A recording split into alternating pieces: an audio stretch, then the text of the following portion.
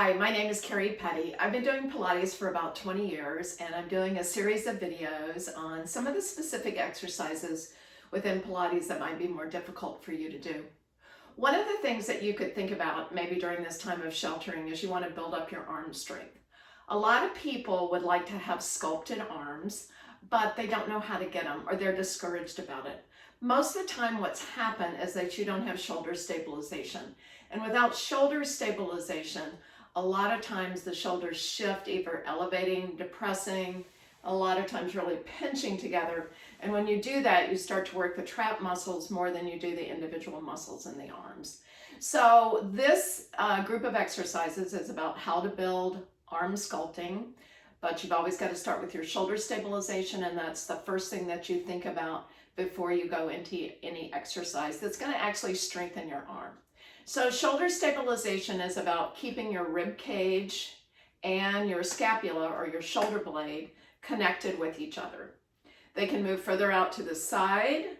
That's more of a rounded position or protraction, and doing that on purpose is a way that you need to feel what's going on. So go ahead and try that, rounding, reaching the edges of the shoulder blade to the side. You might notice that your upper traps start to work. And so that's going to be a key for you when you're doing an exercise, that if you feel tension up here, that you've lost your shoulder stabilization. A more common thing that happens, especially when we're prone, like in a push-up or a plank position, and you start to sink down, your shoulder blades have actually lifted off your rib cage, or more likely your rib cage has depressed down against gravity and left your shoulder blades to there. So that's the one where when you pinch your shoulders together, they come closer to the spine. An exercise that actually is for that would be the rows, which is actually getting the rhomboids to work. But to stay in that position all the time is incorrect. So you've got to be halfway between rounded, pinched, and you come back to neutral. Sometimes I like to do this same exercise with a little bit of tension. So I got my magic circle here. I want a slight pressure into the magic circle. I'm going to roll the shoulders forward, come back to neutral, pinch the shoulders. Now notice the angle of my elbow has stayed the same now. So this has to be that you have to learn how to move your shoulder blades. So again, I've moved my shoulder blades rounded more, come back to neutral, pinch my shoulder blades together, come back to neutral. So it's not about rounding this way and then bending your elbows to come back. So make sure that you can feel that. If we go weight bearing, that's another way to feel your shoulder stabilization. So we're going to go onto all fours. So in this position, I'm going to push away from the floor and round my shoulders on purpose so they slide further away, kind of that humpback position of Notre Dame. Come back to neutral. Now I'm going to sink those shoulder blades together, and you might see people that kind of look like this when they hold a plank too long. So again, push away from the floor. I've rounded my shoulder blades away. I'm going to come back to neutral, and then I'm going to pinch. Notice again, I'm not doing this with my arms. I'm trying to get my shoulder blades to move, so it's going to take some time for you to figure that one out. Rounded, come back to neutral, pinch, and then come back to neutral. So neutral should feel very solid. If somebody came up here and pushed on this part of my back, I wouldn't give. In Pilates, you've always got to come back to your main goal here, which is your deep abdominal muscles that protect this area. So this is the area where people have a tendency to round and arch. Put on your weightlifter's belt, that deep abdominal muscle, to stabilize the spine. So as you're moving and working your arms, we don't see this whole ripple going on through the body. So you stabilize the low back part of the spine first, then you're going to stabilize the shoulders, and then you're going to move. So the shoulder stabilizing muscle is your lat muscle. Sometimes we call that the swimmer muscle, because as they press down against resistance in the water, they start to pop out here. That lat muscle really starts to pop out. That's why swimmers look like that they have super broad shoulders. It's more the muscle development of the lats that you actually see. So again, you could use the magic circle for this. So press in, let that lat muscle engage, press in further, and then release. Again, you're trying not to kill the magic circle, You're trying to feel that muscle pop out from underneath your arm. Now, if you can't feel it, the best thing to do is to put the magic circle down against resistance, put your hand underneath your lat muscle, and then press down 1, 2, 3, release the tension. Press down 1, 2, 3, release the tension. Let's do the same thing on the other side. Again, press down 1, 2, 3, release the tension. You can do this without resistance, but you can't just drop your hand to the floor. You've got to imagine you're pushing in the water or you're pushing down a weight and release. So isometric contraction, press down 1, 2, 3, release the tension. So you're increasing the strength of the lat muscle, but you're also trying to fire those neural pathways that when you say shoulder stabilization, you get your lat muscle and your serratus muscle to engage. Now the serratus muscle is kind of fun to do. It's kind of like if you were a bodybuilder and they kind of angle to the side, they kind of press those arms together and you see all these muscles pop out in front. It's like a serrated blade that comes underneath the armpit here. So you could also think about the Incredible Hulk. When he pops out from the seams of his shirt, then that is his serratus muscle. So you can do that again with a magic circle, kind of holding those elbows out wide, or pretend you're holding on to a large ball. You could actually do it with a fitness ball. So exhale, you're going to press in and release. Exhale, press in. Now you're trying to feel it kind of creep around. So it's a muscle that attaches to the edge of the shoulder blade on the outside and then pulls around and attaches to the rib cage. So a person that pinches their shoulders together, this would be super important for you to engage this. So I'm holding on to that giant ball. I'm going to press in and release. And again, press in. Yes, you're getting some work in your biceps. Press in and release. And one more, but I'm getting my stabilizers so then I can get some correct work in the muscles in my arms. Good. A little bit of an anterior delt too. All right, let's work the triceps a little bit. You can use the magic circle behind you. Notice that the elbows are bent. You're going to feel weaker when you do this, but again, you're pressing in. You could also do this standing. Press in and release. Press in and release. 2 more. Press in and release. And again, press in and release. As you can tell, I love my magic circles. You could also do this, again, thinking of shoulder stabilization first. You could do this with hand weights. You're slowly pressing back until that arm is straight. Notice that the elbows stay still in space. That's super important. Otherwise, you are not going to get into that tricep muscle. All right, so again, those exercises are for you to think about your shoulder stabilization. Now, when we're going into some Pilates exercises, we're going to start with a version of leg pull, and then we'll go into the full leg pull, which is basically a type of a plank. So in your quadruped position, we're going to do what we call the prep for this muscle. One of the things I really want you to think about when you're doing plank is that you're pushing away from the floor. Now, this is not the rounded position, but a lot of times people start sinking, and the first thing that sinks is your head and neck, and since it weighs as much as a bowling ball, it pulls on your shoulders. So I'm just going to curl my toes underneath and hover my knees off the floor. So I'm going to hold 1, 2, 3, and then drop back down. You are not doing this exercise better by lifting your knees up higher. The lower that you hold them, the more gravity pulls on you. So this makes it much easier to go here.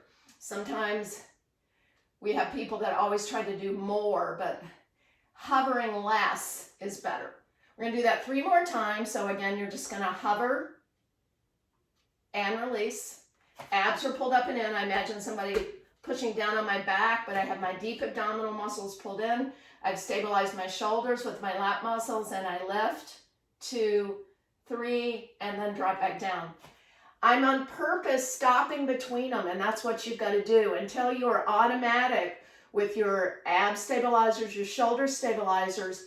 It is incorrect to lift, lift, lift. You're not getting that work on those muscles. Now, the progression of this is to take one leg back. All right, so now we're going to hover that one knee. You have a lot more of a longer lever, so it's a little bit harder. And again, lift, hold, and back down. Abs are pulled up and in, shoulders are stabilized. Lift, and then back down. Switch to your other side. When you lift that knee, try not to tilt to one side. So imagine that because your deep abs are pulled up and in, that you're not twisting your pelvis. So your pelvis is level. You're going to lift, 2, 3, release. One more, lift, 2, 3, release. Now the full exercise requires us to go back and forth. It creates a little bit of an unstable movement. So what we're going to do that is just to do that in this position first before we take it into that full leg pull position. So I'm going to push back through my heels. It's a great stretch, and come over the toes. What it tries to talk you into doing is kind of moving the hips especially. So your goal here, keeping the abs pulled up and in as you press forward and back without the pelvis tilting. I'm going to switch to that other side. So push back, forward, push back, forward. One more, press back and forward. Now, when I go into a plank position, again, your preparation is super important. So you're pressing away from the floor, lengthening out the top of the head and the neck. Abs are pulled up and in before you go back. Holding the plank here. A lot of pressure is on the shoulder girdle, so I'm trying not to sink. There, I lost my shoulder stabilization, pushing away from the floor, gain it. Here, I lost my ab stabilization. I've regained it. And then I can go back and forth, getting a nice stretch. Remember, the hips don't move. We're not going up and down like this. We're staying level. So it's putting a little bit more work on my shoulder girdle. All right. The question comes up. You can do this exercise on your forearms, but obviously it doesn't build as much arm strength. You're still going to get the core workout for sure. In fact, sometimes when you're lower down, you actually get more work on the abs because you don't have as much room to move and gravity is working on you. So you get a little bit of work in your upper arms. This is a great exercise still for the core. You can still do it in this position, absolutely. But another thought process for doing that is to either get the, they sell them where for push-ups, they lift you up off the floor, and what they do is they keep that wrist straight because it's that 90-degree angle there at the wrist that makes it hard. Sometimes these hand weights aren't big enough, but this is the idea that you've got the hand weights, and when you push them down, you can keep your wrist straight. For a lot of people, that will help. Right, another building strength of the arm and the shoulder girdle area is the reverse of that. So we'll start in a tabletop position to do it. So you're going to squeeze your glutes together and lift up. So my abs are being worked here. For a lot of people, this is really tight on their shoulders. So you're getting a pull and work on your delts for sure. You could angle your arms out to the side, so that works on shoulder tightness. Now, when we get to the full exercise, after we've done this a couple of times, as you push up, you squeeze your glutes. Tabletop positions means it's level. If you're here, that probably means your hip flexors are tight through here, and it's squeezing the glutes that helps to lift you up. The full exercise then becomes that you're going to press the legs out. So first you want to try to hold this position. Again, there's a lot of work on the shoulders. The gaze is up toward the ceiling, so the head and neck are in alignment. And then you could come back down. Again, in the beginning, you could press up this way and then reach out and then slowly come back down. Eventually, the push-up is from here. You've got to have your shoulders stabilized, your abs are stabilized, and then you lift up. Hold, and then lower back down. Inhale here, squeeze the glutes, and again, the upper body is being supported with the arms, so you get the arm work. And back down. One more, generally 3 to 4 reps. And then back down.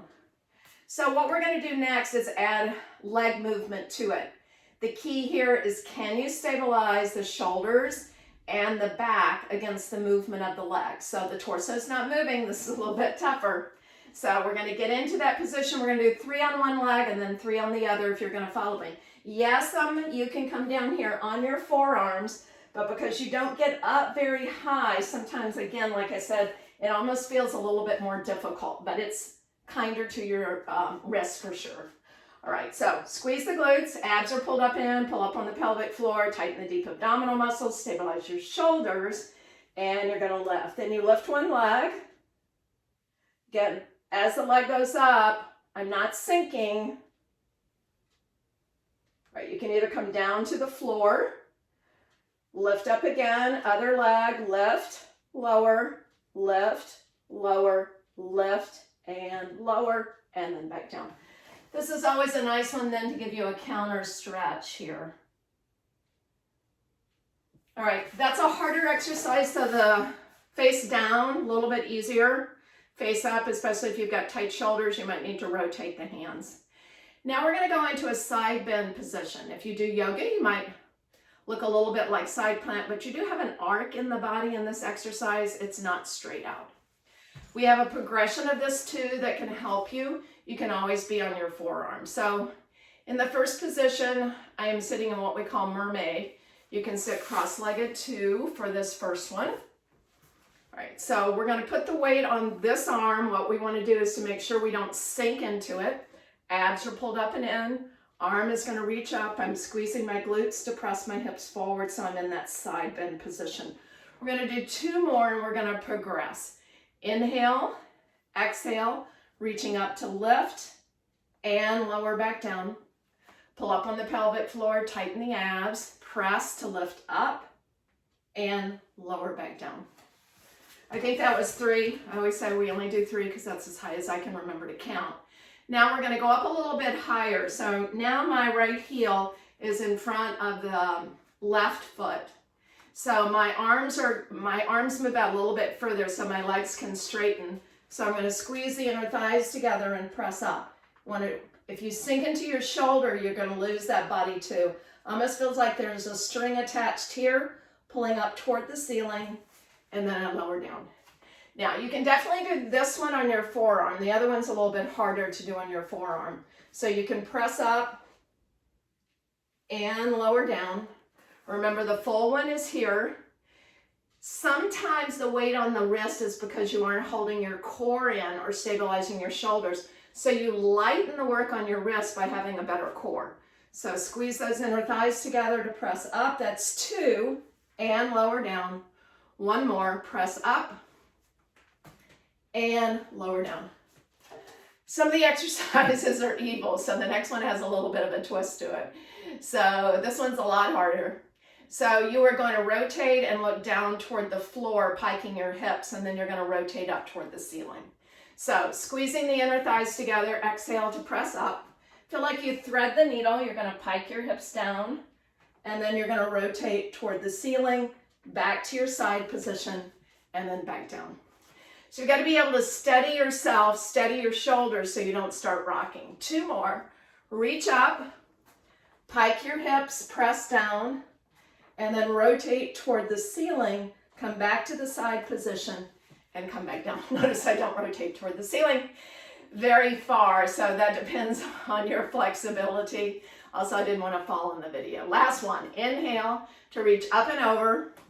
Pike your hips. That's fairly easy.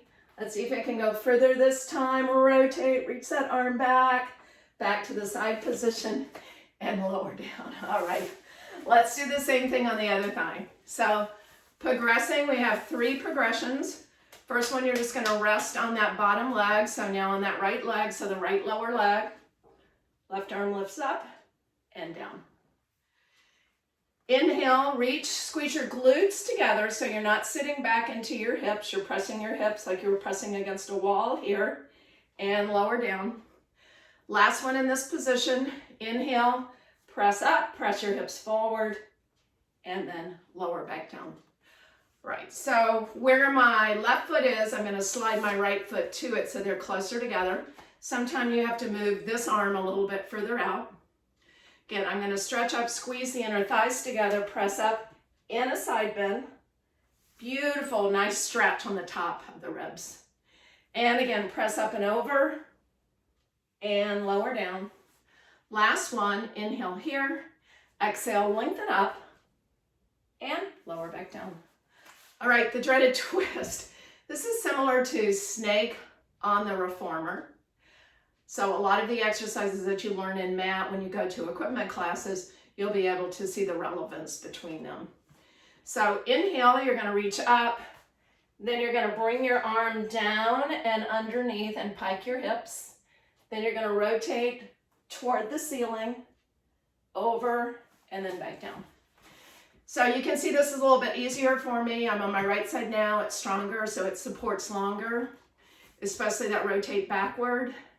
So press up, pike the hips, come back overhead, back to your side position, nice stretch. Come back tall, last one. Inhale, reach out long, pike those hips, come toward the ceiling, overhead, and then slowly back down. All right, so that's some of your arm strengthening work. If you want those sculpted arms, remember you've got to start with the basics. You build a house, you've got to have a foundation. If you're doing any kind of a sport, you can't start at the end, you've got to start at the beginning. So remember that you've got to stabilize the deep abdominal muscles. So in an exercise, you're pulling up on the pelvic floor, tightening your transverse muscle, stabilizing your shoulders, then you get to move. Remember, life is a journey, exercise through it. This is Kerry Petty.